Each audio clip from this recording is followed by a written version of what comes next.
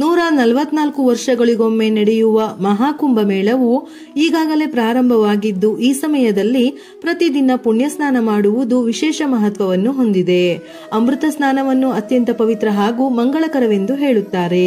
ಧಾರ್ಮಿಕ ನಂಬಿಕೆಗಳ ಪ್ರಕಾರ ಈ ಸಮಯದಲ್ಲಿ ಗಂಗಾ ಅಥವಾ ಇತರ ಪವಿತ್ರ ನದಿಗಳಲ್ಲಿ ಸ್ನಾನ ಮಾಡುವ ವ್ಯಕ್ತಿಯು ಮೋಕ್ಷವನ್ನು ಪಡೆಯುತ್ತಾರೆ. ಅಮೃತ ಸ್ನಾನದಿಂದ 1000 ಅಶ್ವಮೇಧ ಯಜ್ಞಗಳನ್ನು ಮಾಡಿದ ಪುಣ್ಯವನ್ನು ನೀಡುತ್ತದೆ ಎಂದು ಹೇಳುತ್ತಾರೆ. ಫೆಬ್ರವರಿ 26 ಬುಧವಾರ ಮಹಾಶಿವರಾತ್ರಿಯ ದಿನವೇ ಮಹಾಕುಂಭಮೇಳದ ಕೊನೆಯ ದಿನವಾಗಿದ್ದು, ಈ ದಿನವೇ ಅಮೃತ ಸ್ನಾನವು ಇರುವುದರಿಂದ ಈ ವರ್ಷ ಶಿವರಾತ್ರಿಯ ದಿನ ಮಾಡುವ ಪೂಜೆ, ಪುನಸ್ಕಾರ, ಆರಾಧನೆಗಳಿಗೆ ಕೋಟಿ ಜನ್ಮಗಳ ಪುಣ್ಯ ಪ್ರಾಪ್ತಿಯಾಗುತ್ತದೆ. ಹಾಗಾಗಿ ಈ ದಿನ ತಪ್ಪದೆ ನಿಮ್ಮ ಶಕ್ತಿಗೆ ಕೈಲಾದಷ್ಟು ಪೂಜೆ, ಪುನಸ್ಕಾರ, ಉಪವಾಸ ಆಚರಣೆ ಮಾಡಿ. ಕೈಲಾಸವಾಸಿ ಶಿವನಿಗೆ ಶಿವರಾತ್ರಿ ಅತ್ಯಂತ ಪ್ರಿಯವಾದ ದಿನ. ಶಿವರಾತ್ರಿಯಂದು ತನ್ನನ್ನು ಪೂಜಿಸುವ ಭಕ್ತರಿಗೆ ತಾನು ವಿಶೇಷವಾಗಿ ಅನುಗ್ರಹ ನೀಡುವುದಾಗಿ ಸ್ವತಃ ಶಿವನೇ ಪಾರ್ವತಿ ದೇವಿಯ ಬಳಿ ತಿಳಿಸಿದ್ದಾನೆ ಎಂದು ಶಿವಪುರಾಣದಲ್ಲಿ ಉಲ್ಲೇಖವಿದೆ. ಹಿಂದೂ ಧರ್ಮ ಗ್ರಂಥಗಳಲ್ಲಿ ಮಹಾಶಿವರಾತ್ರಿಗೆ ಹೆಚ್ಚಿನ ಮಹತ್ವವಿದೆ. ಶಿವಪುರಾಣದ ಪ್ರಕಾರ ಮಹಾಶಿವರಾತ್ರಿಯ ಈ ಪವಿತ್ರ ಹಬ್ಬವನ್ನು ಮಾಘ ಮಾಸ ಕೃಷ್ಣ ಪಕ್ಷದ ಚತುರ್ದಶಿ ಎಂದು ಆಚರಿಸಲಾಗುತ್ತದೆ.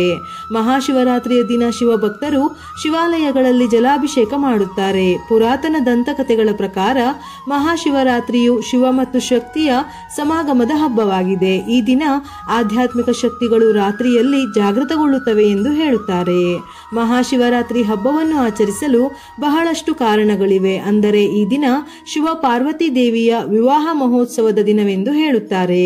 ಹಿಮವಂತನ ಮಗಳು ಪಾರ್ವತಿ ಈ ದಿನದಂದು ರಾತ್ರಿ ಇಡೀ ಶಿವನಾಮ ಪಠಿಸುತ್ತಾ ತಪಸ್ಸು ಮಾಡಿ ಶಿವನನ್ನು ಮೆಚ್ಚಿಸಿ ವಿವಾಹವಾದಳೆಂಬುದು ಪ್ರತೀತಿ. ಹೀಗಾಗಿ ಅಂದು ರಾತ್ರಿ ದೇವಾನು ದೇವತೆಗಳೆಲ್ಲರೂ ಜಾಗರಣೆ ಮಾಡುವ ಮೂಲಕ ಗಿರಿಜಾ ಕಲ್ಯಾಣ ವೀಕ್ಷಿಸಿ ಶಿವ ಪಾರ್ವತಿಯರನ್ನು ಪೂಜಿಸಿದರಂತೆ. ಅದಕ್ಕಾಗಿಯೇ ಈ ದಿನ ಜಾಗರಣೆ ಮಾಡುವ ಪದ್ಧತಿ ಆಚರಣೆಗೆ ಬಂದಿದೆ ಎಂದು ಪುರಾಣಗಳು ಹೇಳುತ್ತವೆ. ಅಷ್ಟೇ ಅಲ್ಲದೆ ಶಿವನು ಸಮುದ್ರ ಮಂಥನದಿಂದ ಉದ್ಭವಿಸಿದ ವಿಷವನ್ನು ಸೇವಿಸಿ ಜಗತ್ತನ್ನು ವಿನಾಶದಿಂದ ಪಾರು ಮಾಡಿದ್ದು ಕೂಡ ಇದೇ ಸಮಯದಲ್ಲಿ. ಹೀಗೆ ಹಿಂದೂ ಪುರಾಣಗಳಲ್ಲಿ ಶಿವರಾತ್ರಿಗೆ ಮಹತ್ವದ ಹಿನ್ನೆಲೆ ಇದೆ. ಹಗಲು ಉಪವಾಸವಿದ್ದು ರಾತ್ರಿ ವೇಳೆ ಜಾಗರಣೆ ಮಾಡಿ ಶಿವ ಧ್ಯಾನ ಮಾಡಿ ಶಿವನ ಕೃಪೆಗೆ ಪಾತ್ರವಾಗುವ ಶುಭ ದಿನ. ಈ ದಿನ ಶಿವನನ್ನು ಭಕ್ತಿಯಿಂದ ಪೂಜಿಸಿದರೆ ತಾವು ಮಾಡಿದ ಪಾಪಗಳೆಲ್ಲವೂ ಪರಿಹಾರವಾಗಿ ಮೋಕ್ಷ ಪ್ರಾಪ್ತವಾಗುತ್ತದೆ ಎಂಬುದು ಭಕ್ತರ ಬಲವಾದ ನಂಬಿಕೆ. ಮದುವೆಯಾಗದ ಹೆಣ್ಣು ಮಕ್ಕಳು ಶಿವಗುಣ ರೂಪಿಯಾದ ಅನುರೂಪ ಪತಿಗಾಗಿ ಪ್ರಾರ್ಥಿಸಿದರೆ, ಮುತ್ತೈದೆಯರು ಪತಿಯ ಶ್ರೇಯೋಭಿವೃದ್ಧಿಗಾಗಿ ಪ್ರಾರ್ಥಿಸುವುದು ಸಂಪ್ರದಾಯ. ಶಿವರಾತ್ರಿಯಂದು ಶಿವನನ್ನು ಪೂಜಿಸಿದರೆ ಸುಖ, ಶಾಂತಿ, ಸಮೃದ್ಧಿ ಪ್ರಾಪ್ತಿಯಾಗುತ್ತದೆ. ಶಿವಪುರಾಣದ ಪ್ರಕಾರ ರುದ್ರ ಹಾಗೂ ಚಮಕ ಪಠಣ ಶಿವನಿಗೆ ಅಚ್ಚುಮೆಚ್ಚು. ದೇವಾಲಯಗಳಲ್ಲಿ ಸಂಜೆ 6 ಗಂಟೆಯಿಂದ ಪ್ರಾರಂಭವಾಗಿ ಮುಂಜಾನೆ 6 ಗಂಟೆಯವರೆಗೆ ರುದ್ರಪಠಣದ ಮೂಲಕ ಶಿವಸ್ತುತಿ, ಜಾಗರಣೆ ನಡೆಯುತ್ತದೆ. ಪ್ರತಿ 3 ಗಂಟೆಗೊಮ್ಮೆ ಮಂಗಳಾರತಿ ಮಾಡಲಾಗುತ್ತದೆ. ಬೆಳಿಗ್ಗೆ 6 ಗಂಟೆಗೆ ಮಹಾಮಂಗಳಾರತಿ ಆಚರಣೆಯ ಮೂಲಕ ಜಾಗರಣೆ ಮುಕ್ತಾಯಗೊಳ್ಳುತ್ತದೆ. ಮೊದಲನೆಯ ಆಯಾಮದಲ್ಲಿ ಹಾಲು, 2ನೆಯ ಆಯಾಮದಲ್ಲಿ ಮೊಸರು, 3ನೆಯ ಆಯಾಮದಲ್ಲಿ ತುಪ್ಪ ಹಾಗೂ 4ನೆಯ ಆಯಾಮದಲ್ಲಿ ಜೇನುತುಪ್ಪಗಳಿಂದ ಶಿವನಿಗೆ ಅಭಿಷೇಕ ಮಾಡುವ ಪದ್ಧತಿಯು ಕೆಲವೆಡೆ ಇದೆ. ಇದನ್ನೇ ಯಾಮಪೂಜೆ ಎಂದು ಕೂಡ ಕರೆಯುತ್ತಾರೆ. ಚತುರ್ದಶಿ ತಿಥಿ ಸಮಯ 26ನೇ ತಾರೀಕು ಬೆಳಿಗ್ಗೆ 11 ಗಂಟೆ 8 ನಿಮಿಷಕ್ಕೆ ಪ್ರಾರಂಭವಾಗಿ 27ನೇ ತಾರೀಕು ಬೆಳಿಗ್ಗೆ 8 ಗಂಟೆ 54 ನಿಮಿಷಕ್ಕೆ ಮುಕ್ತಾಯವಾಗುತ್ತದೆ. ನಿಷಿದ್ಧ ಕಾಲ ಪೂಜಾ ಸಮಯ ಫೆಬ್ರವರಿ 27 ಬೆಳಗಿನ ಜಾವ 12 ಗಂಟೆ 8 ನಿಮಿಷದಿಂದ 12 ಗಂಟೆ 57 ನಿಮಿಷದವರೆಗೆ. ಒಟ್ಟು ಸಮಯ 49 ನಿಮಿಷ. ಮಹಾಶಿವರಾತ್ರಿ ಪಾರಣ ಸಮಯ ಫೆಬ್ರವರಿ 27 ಗುರುವಾರ ಬೆಳಿಗ್ಗೆ 6 ಗಂಟೆ 37 ನಿಮಿಷದಿಂದ 8 ಗಂಟೆ 54 ನಿಮಿಷ. ಮಹಾಶಿವರಾತ್ರಿ ಪ್ರಹರ ಪೂಜಾ ಸಮಯ ರಾತ್ರಿ ಮೊದಲ ಪ್ರಹರ ಪೂಜಾ ಸಮಯ ಫೆಬ್ರವರಿ 26ರ ಸಂಜೆ 6 ಗಂಟೆ 28 ನಿಮಿಷದಿಂದ ರಾತ್ರಿ 9 ಗಂಟೆ 30 ನಿಮಿಷದವರೆಗೆ. ರಾತ್ರಿ 2ನೇ ಪ್ರಹರ ಪೂಜಾ ಸಮಯ ಫೆಬ್ರವರಿ 26ರ ರಾತ್ರಿ 9 ಗಂಟೆ 30 ನಿಮಿಷದಿಂದ ಫೆಬ್ರವರಿ 27ರ ಬೆಳಗಿನ ಜಾವ 12 ಗಂಟೆ 32 ನಿಮಿಷದವರೆಗೆ. ರಾತ್ರಿ 3ನೇ ಪ್ರಹರ ಪೂಜಾ ಸಮಯ ಫೆಬ್ರವರಿ 27ರ ಬೆಳಗಿನ ಜಾವ 12 ಗಂಟೆ 32 ನಿಮಿಷದಿಂದ 3 ಗಂಟೆ 34 ನಿಮಿಷದವರೆಗೆ. ರಾತ್ರಿ 4ನೇ ಪ್ರಹರ ಪೂಜಾ ಸಮಯ ಫೆಬ್ರವರಿ 27ರ ಬೆಳಗಿನ ಜಾವ 3 ಗಂಟೆ 34 ನಿಮಿಷದಿಂದ ಬೆಳಗಿನ ಜಾವ 6 ಗಂಟೆ 37 ನಿಮಿಷದವರೆಗೆ. ಮಹಾಶಿವರಾತ್ರಿಯ ದಿನ ಯಾವ ಗಿಡಗಳನ್ನು ಮನೆಗೆ ತಂದರೆ ಜೀವನದಲ್ಲಿ ಸುಖ, ಶಾಂತಿ, ಸಮೃದ್ಧಿ, ಸಂಪತ್ತು ವೃದ್ಧಿಯಾಗುತ್ತದೆ, ಶಿವ ಪಾರ್ವತಿಯರ ಸಂಪೂರ್ಣ ಅನುಗ್ರಹ ಲಭಿಸುತ್ತದೆ ಎಂದು ತಿಳಿಯೋಣ. ಬಿಲ್ವಪತ್ರೆ ಗಿಡ. ಶಿವನಿಗೆ ಪ್ರಿಯವಾದ ವಸ್ತುಗಳಲ್ಲಿ ಬಿಲ್ವಪತ್ರೆಯೂ ಒಂದು. ಶಿವನಿಗೆ ಈ ಎಲೆ ಎಂದರೆ ತುಂಬಾ ಇಷ್ಟ.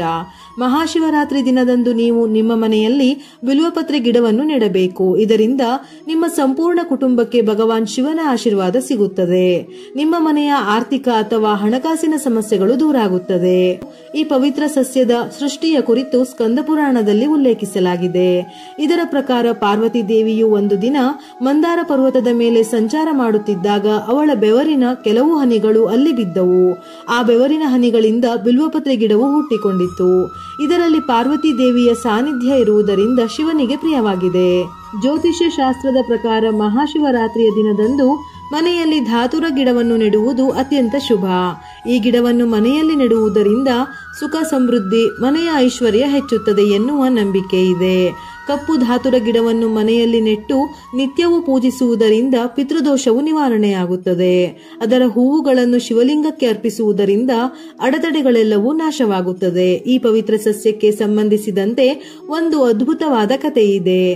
ಸಾಗರ ಮಂಥನದಿಂದ ಹೊರಬಂದ ಹಾಲಾಹಲ ವಿಷವನ್ನು ಶಿವನು ಕುಡಿಯುತ್ತಾನೆ. ಇದರ ಪರಿಣಾಮವಾಗಿ ಶಿವನ ಗಂಟಲು ನೀಲಿ ಬಣ್ಣಕ್ಕೆ ತಿರುಗಿತ್ತು. ದೇಹದಲ್ಲಿ ಹೆಚ್ಚುತ್ತಿರುವ ಶಾಖದಿಂದ ಶಿವನು ನರಳಲಾರಂಭಿಸಿದನು. ಈ ಸಂದರ್ಭದಲ್ಲಿ ದೇವರು ಧಾತುರವನ್ನು ಶಿವನ ತಲೆಯ ಮೇಲೆ ಇಟ್ಟು ಶಿವನಿಗೆ ನೀರನ್ನು ಅರ್ಪಿಸಿದರು. ಇದರಿಂದ ಶಿವನು ಒಂದಿಷ್ಟು ಪ್ರಯೋಜನವನ್ನು ಪಡೆದುಕೊಂಡನು.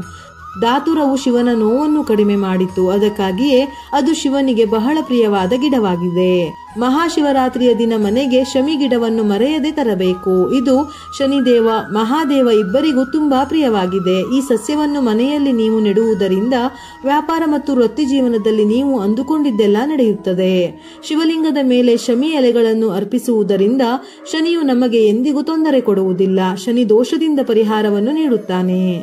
ಮಲ್ಲಿಗೆ ಗಿಡ. ಮಲ್ಲಿಗೆ ಹೂವುಗಳು ಪಾರ್ವತಿ ದೇವಿಗೆ ಪ್ರಿಯವಾದ ಹೂವಾಗಿದೆ. ಮಹಾಶಿವರಾತ್ರಿ ದಿನದಂದು ಮನೆಯಲ್ಲಿ ಈ ಗಿಡವನ್ನು ನೆಟ್ಟರೆ ದಾಂಪತ್ಯ ಜೀವನ ಸುಖಮಯವಾಗಿರುತ್ತದೆ. ಇದರಿಂದ ಮನೆಯಲ್ಲಿ ಶಿವನ ಆಶೀರ್ವಾದ ನೆಲೆಯಾಗುತ್ತದೆ. ಶಿವನ ಕೃಪೆಯಿಂದ ಎಲ್ಲ ಅಶುಭಗಳು ಪರಿಹಾರವಾಗುತ್ತವೆ. ಮಹಾಶಿವರಾತ್ರಿಯ ದಿನ ಮಹಾದೇವ ಶಿವ ದೇವಿ ಪಾರ್ವತಿಯನ್ನು ವಿವಾಹವಾದರು ಎಂದು ಪೌರಾಣಿಕ ಕಥೆಯಲ್ಲಿ ಹೇಳಲಾಗಿರುವುದರಿಂದ ಈ ದಿನ ಜಾಗರಣೆ ಇದ್ದು ಶಿವ ಪಾರ್ವತಿಯನ್ನು ಪೂಜಿಸುವುದರಿಂದ ಬದುಕಿನ ಎಲ್ಲಾ ಕಷ್ಟಗಳು ದೂರಾಗುವುದು. ಈ ದಿನದಂದು ಪತಿ ಪತ್ನಿ ಇಬ್ಬರು ಜಾಗರಣೆ ಇದ್ದು ಶಿವನ ಪೂಜಿಸಬೇಕು. ಶಿವನಿಗೆ ಸಂಬಂಧಪಟ್ಟ ಮಂತ್ರಗಳನ್ನು ಹೇಳಬೇಕು. ಆಗ ಶಿವನು ನಿಮ್ಮ ಬೇಡಿಕೆಗಳನ್ನು ಪೂರೈಸುತ್ತಾನೆ. ಜೀವನದಲ್ಲಿ ಸುಖ ಸಂತೋಷ ವೃದ್ಧಿಯಾಗುವುದಲ್ಲದೆ ನೆಮ್ಮದಿ ನೆಲೆಸುತ್ತದೆ. ದಾಂಪತ್ಯ ಜೀವನ ಸುಖಮಯವಾಗಿರುತ್ತದೆ. ಸಂತಾನ ಭಾಗ್ಯ ಲಭಿಸುತ್ತದೆ. ಶಿವರಾತ್ರಿಯ ದಿನ ಶಿವ ಪಾರ್ವತಿಯರ ಆಶೀರ್ವಾದದಿಂದ ಸಕಲವೂ ಪ್ರಾಪ್ತಿಯಾಗುತ್ತದೆ. ಹಾಗಾಗಿ ತಪ್ಪದೆ ನಿಮ್ಮ ಶಕ್ತಿಗೆ ಅನುಸಾರವಾಗಿ ಶಿವನ ಆರಾಧನೆ ಮಾಡಿ ಅನುಗ್ರಹವನ್ನು ಪಡೆಯಿರಿ. ವಿಡಿಯೋ ಇಷ್ಟ ಆಗಿದ್ದಲ್ಲಿ ಮರೆಯದೆ ಲೈಕ್ ಮಾಡಿ. ನಮ್ಮ ಚಾನೆಲ್ ಅನ್ನು ಸಬ್ಸ್ಕ್ರೈಬ್ ಮಾಡಿ. ಉಪಯುಕ್ತ ಮಾಹಿತಿಯೊಂದಿಗೆ ಮತ್ತೆ ಭೇಟಿಯಾಗೋಣ.